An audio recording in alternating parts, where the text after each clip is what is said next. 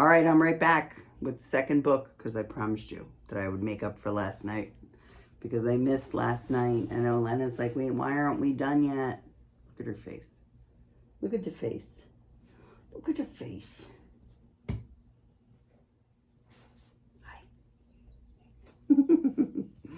All right, so I hope you enjoyed the first story. The second story I read for Pajama Day, I think it was last year or the year before. I think it was last year. Not the most recent one, the one before. All right. It's called Not Quite Narwhal. And it is by Jessie Sima.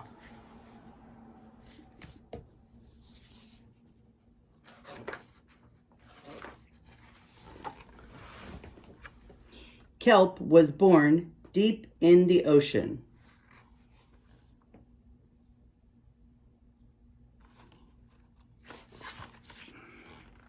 He knew early that he was different from the other narwhals. His tusk wasn't as long as everyone else's. He had a different taste in food. And he wasn't a very good swimmer.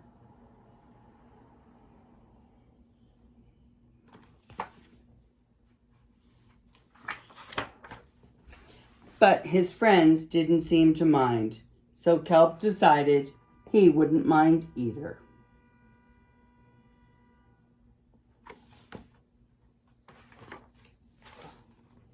That is, until he was swept away by a very strong current. Oh, I wish I were a better swimmer.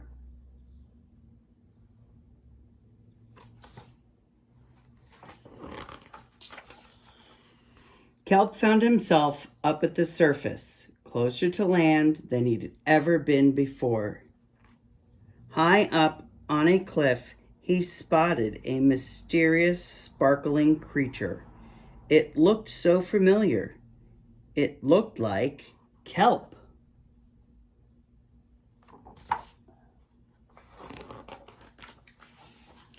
So Kelp swam toward the land as fast as he could, which wasn't very fast, hoping that he could catch up to the creature that looked just like him. When he finally reached the shore, Kelp felt a little bit anxious. He had never left the ocean. He was nervous about walking for the first time. But the land creatures made it look so easy.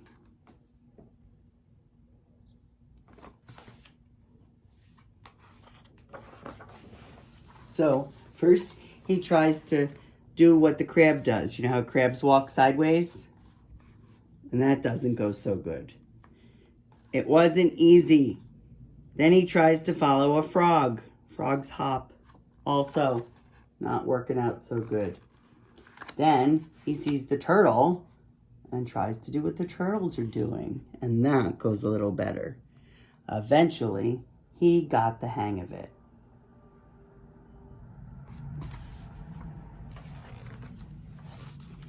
Everything on land was strange and beautiful, but also kind of scary. Kelp began to think he might never find the creature that looked just like him. But as he stumbled out of the forest,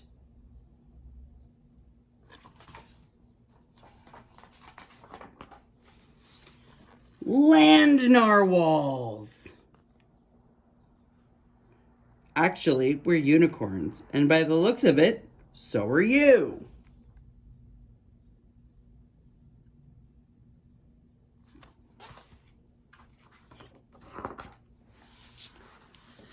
Kelp had never heard of unicorns before. They taught him all sorts of new things about his tusk. We actually call them horns. They introduced him to unicorn delicacies, and they showed him how to gallop. There was no doubt that Kelp was, in fact, a unicorn. He was having so much fun that he didn't want to leave.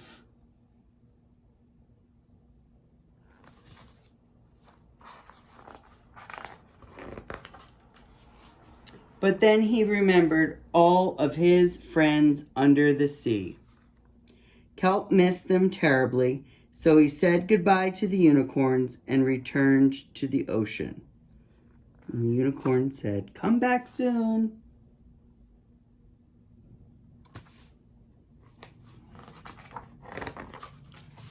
So Kelp swam toward home as fast as he could, which wasn't very fast, hoping that the narwhals would still like him now that he was a unicorn.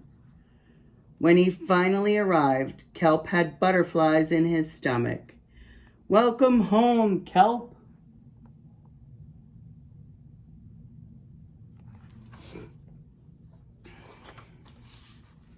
Kelp took a deep breath and told his friends the news.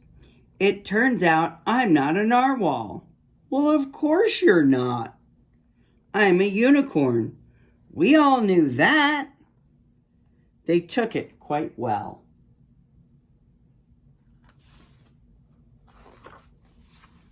Kelp was happy to be home, but now that he'd experienced life on land with the unicorns, he couldn't seem to forget them. Did he want to be a land narwhal with the unicorns or a sea unicorn with the narwhals? Kelp couldn't decide. But then he realized that maybe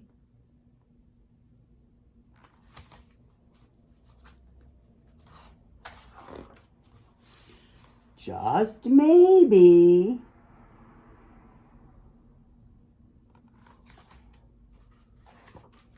he didn't have to choose.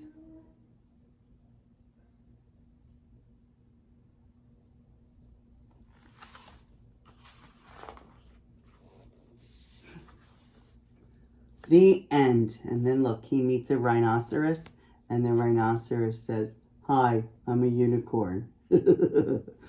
They should make another book with the unicorn, thinking with the rhinoceros. That would be cool. All right, guys, that's it. Officially, that's your second story. I hope that you have a great night. I love you and I miss you, and I'll be back in the morning. Mwah.